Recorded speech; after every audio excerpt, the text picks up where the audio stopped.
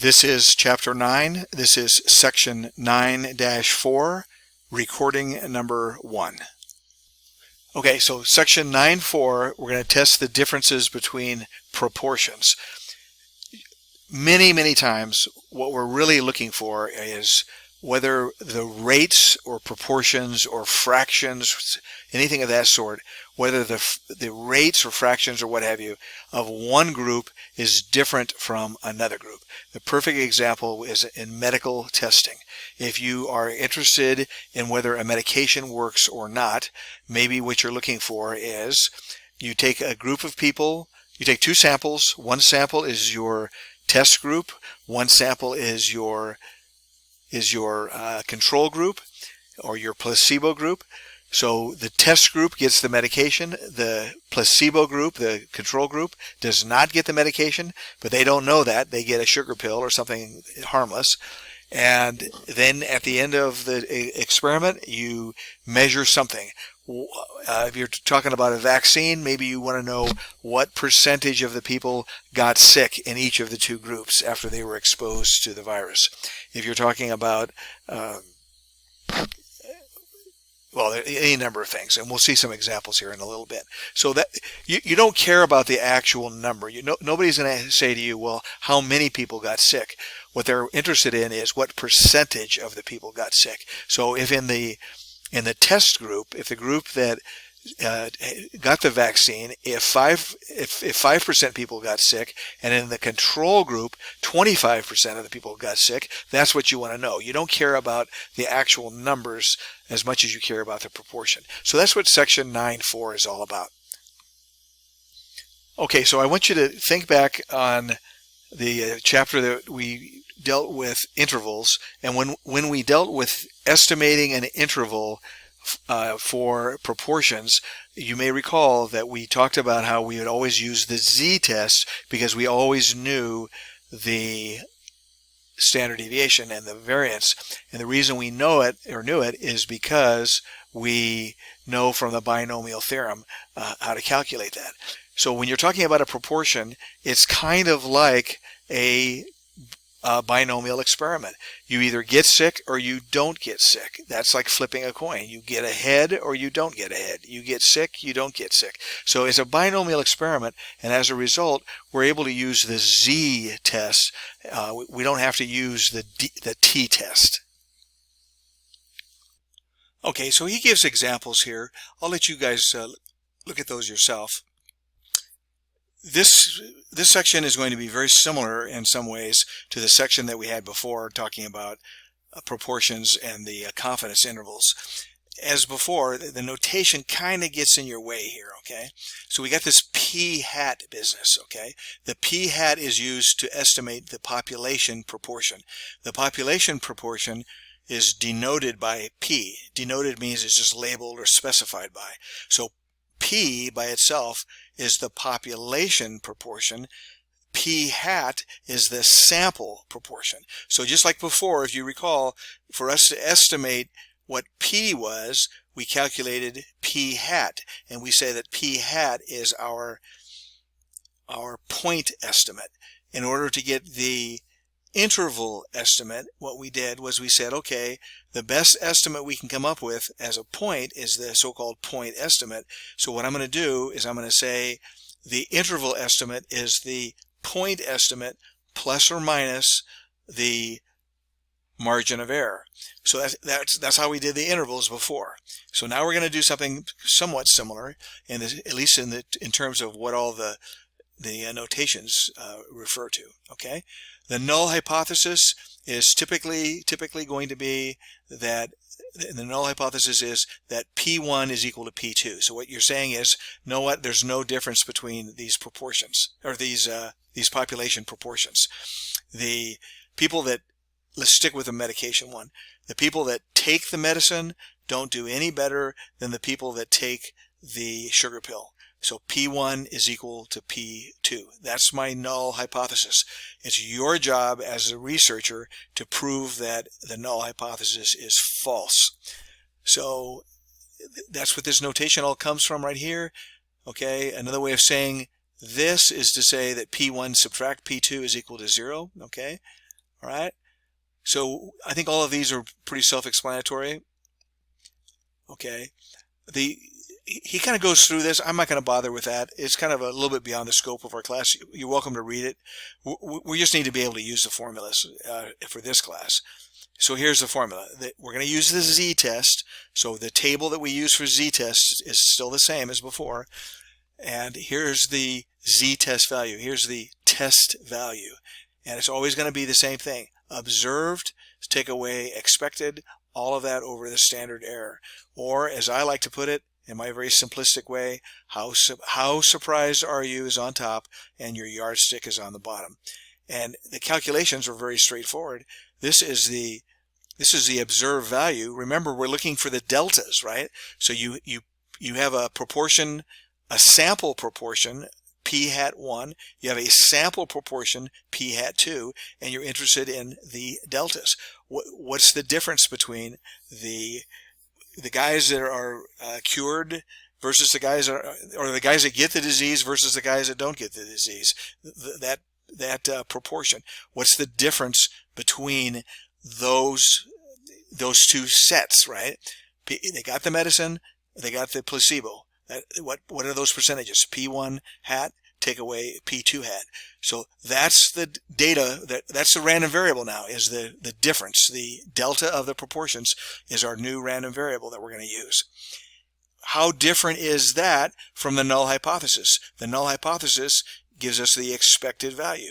So how different is it? Okay, so that's what the numerator is. And on the bottom is this very complicated looking formula that is the yardstick. That's the standard error. Okay, now each of these is not that hard to calculate. Honest to goodness, it's not that bad. If we're talking about, let's say we're talking about taking the vaccine versus taking the placebo. Okay, now in this situation here, x sub 1 plus x sub 2. So x sub 1 is the number of successes. X sub 1 is how many people in group number 1 got sick. What's the number? 10, 20, 30, let's say there's 100 people. Did 15 of them get sick? Did 20 of them get sick? That's the number. In the second group, the placebo group, let's say there's 100 people there, how many of those people got sick? That's x sub 2. Was it 10? Was it 20? Was it 30? Was it 40? Whatever that number was.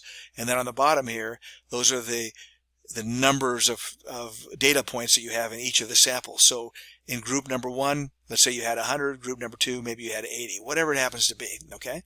So that's the p hat bar, or I'm sorry, that's the p bar, I should say.